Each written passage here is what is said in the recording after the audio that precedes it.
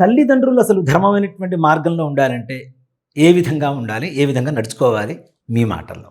ఇలా ఉంటే మనిషి, ఇలా ఉంటే పశువు, ఇలా ఉంటే మృగం, ఇలా ఉంటే తిర్యగ్జాదులు, పిపీలికాది బ్రహ్మపర్యంతం అన్నారు.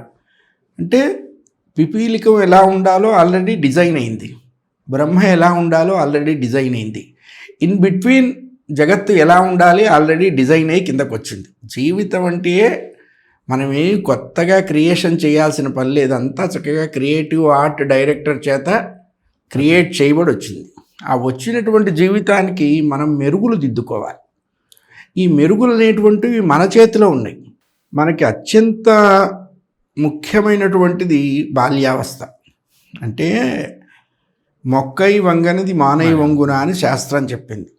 దాన్ని నువ్వు ఎలా మలుపుస్తే అలా మలుపుతావు.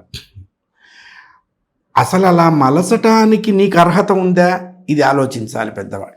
ఎదుటివాణ్ణి సరిదిద్దాలి అంటే ముందర మనం సరిదిద్దబడి ఉండాలి.